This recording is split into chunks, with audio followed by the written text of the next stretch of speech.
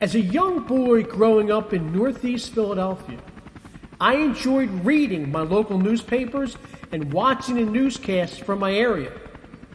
I became fascinated with the reporters and decided to go into journalism.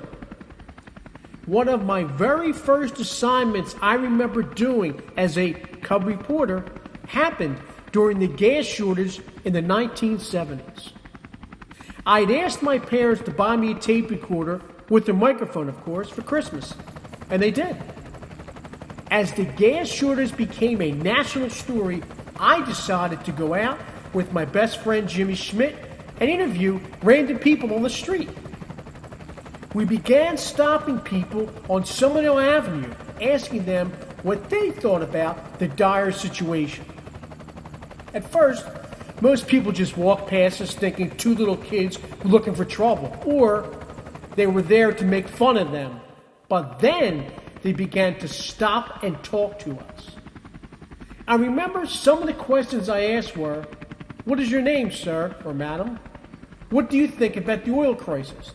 Do you think it's real or something made up? And are you doing anything different because of it?" The answers they gave us varied, but they answered all of my questions, and I felt great. I remember one older gentleman started laughing when we stopped him, and he said, "Are you for real? Is this a joke or something?" I simply said, "No, sir, it's not a joke. We are stopping people today to ask them about the oil shortage." He paused for a minute and then began talking to us. After he finished, he said, and I quote, "You're pretty good, kid. You should be a reporter." I have followed that dream to this day and shall continue as long as I can. There is nothing better than one person using their God-given talents to find the truth about what is affecting our world today. There is nothing more rewarding than completing a story that helps someone or something in need. There is nothing like having a complete stranger tell you that what you wrote or published touched their lives. There is nothing like the life of a reporter. As I look at my local media these days, especially on the internet, it's become clear that journalism is almost dead. The stories that we mostly see in our local outlets are stories from other states and other reporters. Why has our local reporter scene almost become MIA?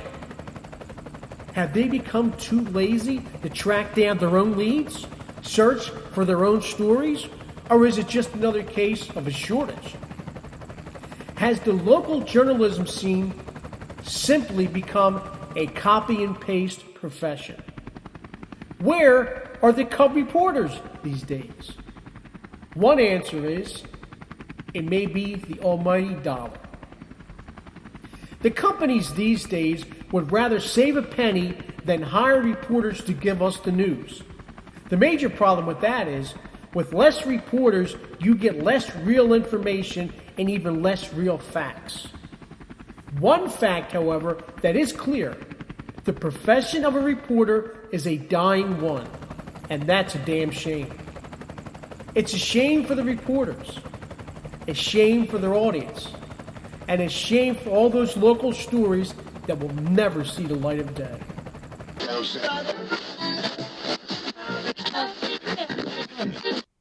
You've just heard Who Killed the Journalist, written by John J. Ruppert, January 8th, 2016.